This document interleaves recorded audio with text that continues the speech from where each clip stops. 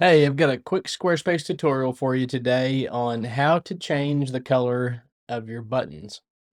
So this is not something that is very difficult to do, but it is if you don't really know where to look. And in my opinion, this wasn't put in the editor where you would think it would be. So let me share my screen with you and I will show you how to find this. Okay, we're here on my demo website, and I have created a section with the three button types that I have on this demo website.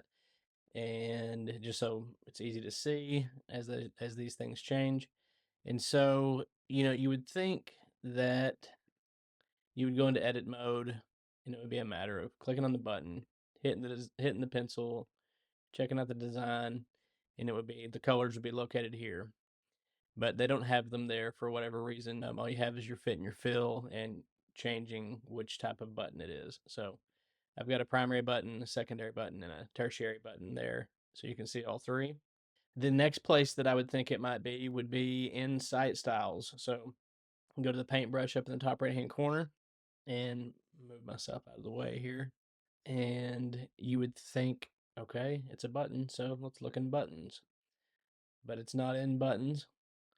The only thing you have on each of, so you have in buttons, you have each of the styles of buttons, and you can change up, you know, the style of each of these buttons. But color is not one of the values or things that you can change here. So, like I said, it does make sense somewhat, but it is the last place of any place that makes sense that I would think that you would go to find this, but it's in colors.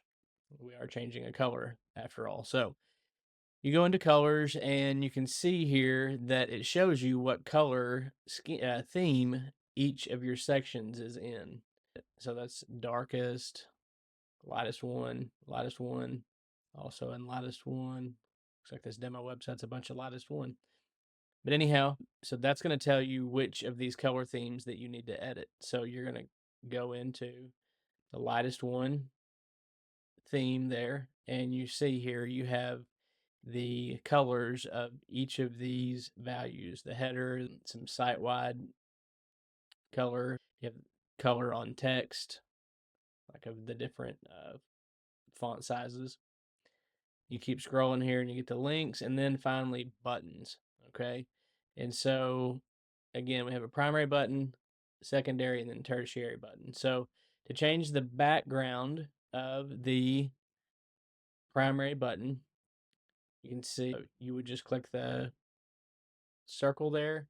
And then you can do this by looking at your palette, or you can go to custom. So in this demo website, it's pretty bland colors here. So you can pick any of these, and you can see.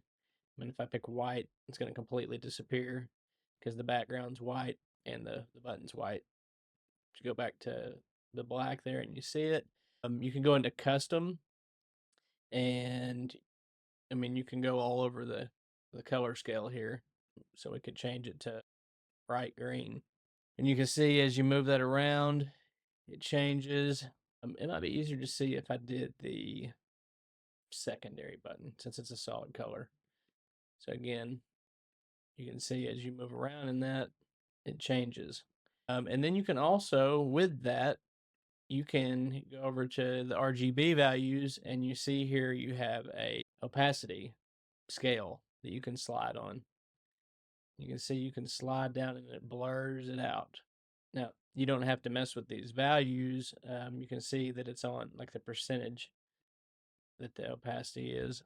And, but you can go back into your hex value and change up the color. You could also, I mean, if you had your hex code, you could change out the value of that. I'm going to make up a hex value there. It looks like it's, oh, that's a white. So it's, let's go some numbers. All right. So you've got like a turquoise there.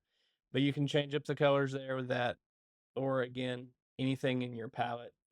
And then going into custom, you can go into the RGB values and slide to adjust your opacity on that. And again, you would do that within each of these buttons. You can do the same thing with your tertiary button.